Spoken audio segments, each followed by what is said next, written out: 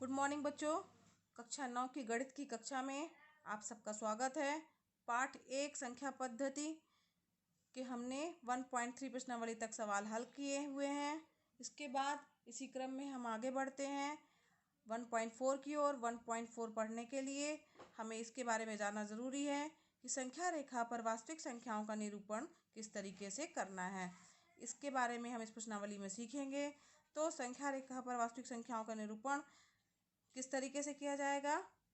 तो एक आवर्धन शीशे की सहायता से संख्या रेखा पर संख्याओं के निरूपण को देखने के प्रक्रम को उत्तरोत्तर आवर्धन प्रक्रम कहते हैं। उत्तरोत्तर आवर्धन प्रक्रम मतलब आवर्धन का मतलब होता है बड़ा करके देखना, आवर्धित करके उसको देखना। उत्तरोत्तर मतलब आवर्धित किया, फिर उसको और आवर्धित किया और फिर और आवर्धित किया। यानी जिस तरीके से हम उत्तल लेंस की सहायता से किसी बुक को पढ़ते हैं, तो जब हम उसे पास में रखते हैं तो वो उसके अक्षर छोटे दिखाई दे रहे हैं, फिर उसके बाद धीरे धीरे हम उसको जैसे जैसे ऊपर लेके जाते हैं उसके अक्षर जो है वो बड़े दिखाई देते हैं। जिस तरीके से ये हमारे पास स्केल दी हुई है। अब स्केल जो दी हुई है इसमें यहाँ आपको अक्षर 5 और 6 दिख रहे हैं। इस तरीके से अगर हम इसका आवर्धन करेंगे तो 5 और 6 के बाद जो हम आगे आएंगे, देखिए दिख रहा होगा ये इतना, इसमें यहाँ से यहाँ तक के बीच की दूरी और बड़ी दिख रही है। फिर आएंगे, जूम किया हमने तो इस तरीके से इसका आवर्धन करने पे ये और ज़्यादा जो है बड़ा जो है स्पेस दिखाई दे रहा है। ठीक है, तो इस प्रक्रिया में उत्तरोत्तर आवर्धन में हम लेंस का ही प्रयोग करेंगे। लेंस का प्रयोग मतलब ये है कि जिस तरह से लेंस में हमें जूम करके दिखाई देता है उसी तरीके से उत्तरोत्तर आवर्धन की प्रक्रिया को करेंगे और इस प्रक्रम के द्वारा हम वास्तविक संख्याओं का जो है वो संख्या रेखा पर निरूपण करेंगे। तो इसको निरूपण करने के लिए किस तरीके की संख्याओं का हम निरूपण करेंगे। पहला जो है शांत दशमलव प्रसार वाली वास्तविक संख्याओं का निरूपण करेंगे। ठीक है, शांत दशमलव प्रसार वाली जो वास्तविक संख्याएं हैं जैसे कि 2.65, फिर इसके बाद है ये, इसका जो है हम संख्या रेखा पर निरूपण करना सीखेंगे। इसके अलावा अशांत दशमलव प्रसार वाली वास्तविक संख्याओं जैसे कि 5.37 अर्थात 5.3777, इस तरीके की संख्याओं का भी हम संख्या रेखा पर निरूपण करना सीखेंगे। इसके लिए हम संख्या रेखा को हर बार 10 बराबर भागों में बांटते जाएंगे। ये इसका मूल सिद्धांत है कि संख्या रेखा को 10 बराबर भागों में बांटते हैं हम। अब प्रश्नावली की ओर बढ़ते हैं। इसके सवालों को अच्छे से समझने के लिए हम प्रश्नावली के जब सवाल हल करेंगे तब हमें यह प्रक्रिया और समझ में आएगी। अब हम प्रश्नावली 1.4 की ओर बढ़ते हैं। 1.4 का पहला क्वेश्चन है, उत्तरोत्तर आवर्धन करके संख्या रेखा पर 3.675 को देखिए।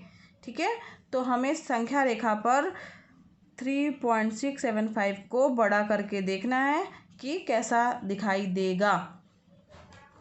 इसके लिए हम देखते हैं कि ये जो हमारा अंक है 3.765 को देखना है। 3.765 जो है वो हमारा 3 से बड़ा है और 4 से छोटा है। इसका मतलब ये संख्या रेखा पर 3 और 4 के बीच में होगा। तो पहले हम नॉर्मल संख्या रेखा बनाते हैं 0, और इस संख्या रेखा को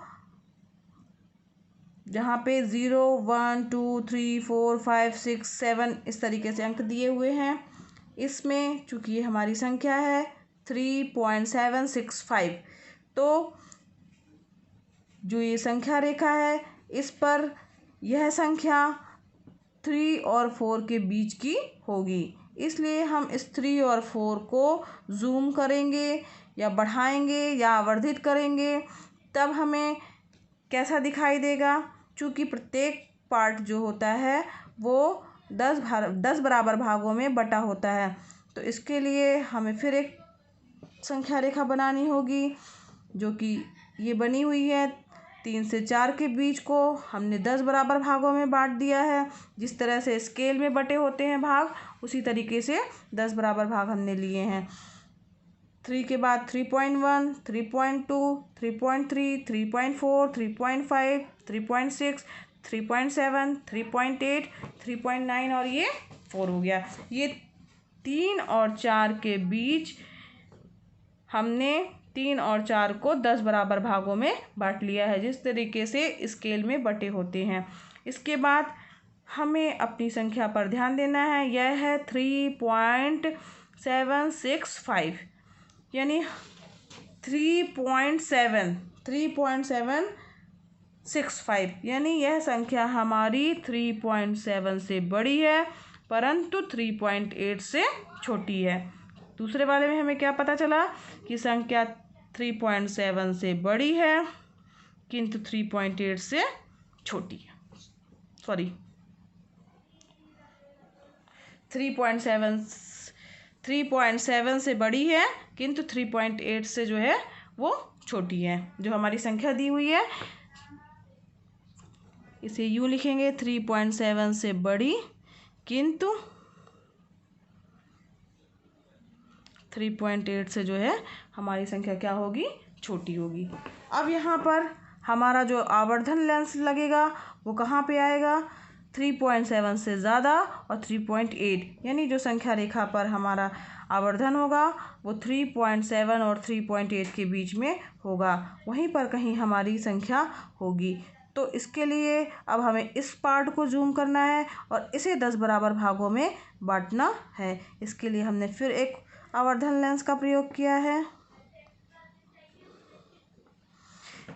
इस पार्ट को आवर्धित करके देखेंगे तो हमें ये दिखाई देगा।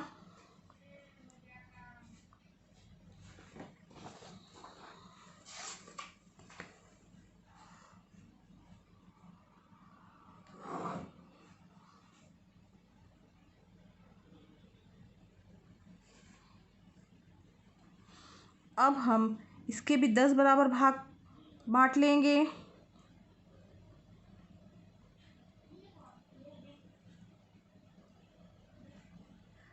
ये 10 भाग हो गए। सबसे पहला भाग होगा हमारा 3.7, यहाँ हम क्या लिखेंगे, 3.7, और यहाँ पे लास्ट वाला भाग होगा हमारा 3.8। अब इसके बीच के जो भाग होंगे वो क्या क्या होंगे, तो पहला भाग होगा 3.71, दूसरा होगा 3.72, तीसरा होगा 3.73, चौथा होगा 3.74, 3.75, 3.76, 3.77, समझ में आ रहा बच्चों, 3.78, 3.79 और इसके बाद फिर ये हो गया 3.80, मतलब 3.8। ठीक है, ये इसके 10 बराबर भाग हो गए। इसको जूम करने पे हमें, ये आवर्धित करने पे हमें संख्या रेखा जो है कुछ इस तरीके से हमारी दिखाई देगी। अब इसके बाद फिर हम अपनी संख्या पर गौर करते हैं। हमारी संख्या क्या है, 3.675। 675 का मतलब हुआ ये, इसके अब हम तीसरे अंक की ओर चलते हैं। तीसरा अंक हमारा क्या है, 5। तो इसका मतलब है कि यह हमारी संख्या जो है वो 3.76 से बड़ी होगी और 3.76 से बड़ी होगी और 3.7 और 7 से छोटी होगी। ठीक, अब इसका मतलब हुआ कि अब हमें 3.76 और 3.77 को पुनः आवर्धित करने की आवश्यकता है, तभी हमें हमारी संख्या जो है वो संख्या रेखा पर मिलेगी। तो इस संख्या रेखा को हम पुनः आवर्धित करते हैं। किस भाग को इसके आवर्धित करेंगे, ये जो हमारा ये 3.76 और 3.77 वाला भाग है, इसे हमें फिर आवर्धित करना है।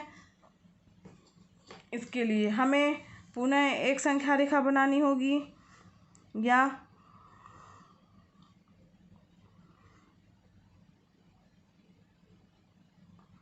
इसके भी हमें 10 बराबर भाग करने हैं।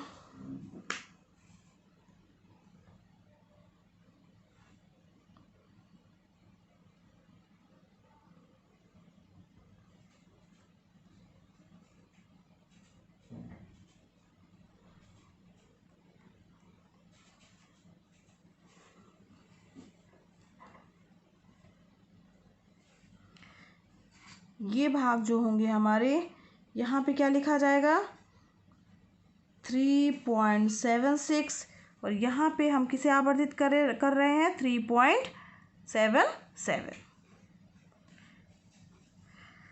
इसके कौन कौन से ये भाग होंगे 3.761, 3.762, 3.763, 3.764, 3.765, 3.767, 3.767, 3.768, 3.769, और यहाँ पे हो गया हमारा 3.770। ठीक, तो हमने संख्या रेखा के इस भाग को पुनः आवर्धित किया है। हमारा नियम है कि हर बार हम संख्या रेखा को 10 बराबर भागों में बांटते हैं। जिस तरीके से हमारे इस स्केल में 10 बराबर भाग होते हैं, उसी तरीके से हम संख्या रेखा को हर बार 10 बराबर भागों में बांटते हैं। अब यहाँ हम देखते हैं हमारी संख्या क्या है 3.765। अब 3.765 कहाँ पर है, ध्यान दीजिए 3.765 ये है हमारी, यानी इसका निरूपण जो है संख्या रेखा पर ये होगा। इस प्रकार यह 3.765 जो है वो संख्या रेखा पर निरूपित होगा, और इस प्रकार हम संख्या रेखा पर इसे आवर्धित करके उत्तरोत्तर आवर्धन के माध्यम से देख सकते हैं। अब 3.765 जो को हम यहाँ पर लेंगे, 765 यहाँ पे लेंगे, और ये यहाँ पे आ जाएगा 3.765। स्केल की सहायता से इसको मिलाएंगे। इस तरीके से यह हमारा पॉइंट 3.765 जो है वो संख्या रेखा पर दिखाई देगा। ठीक है बच्चों, इसी प्रकार इसका दूसरा क्वेश्चन है जो कि आपका होमवर्क है, इसे आपको करना है। अब नेक्स्ट क्लास में हम इसके आगे की प्रश्नावली के सवाल हल करेंगे। धन्यवाद।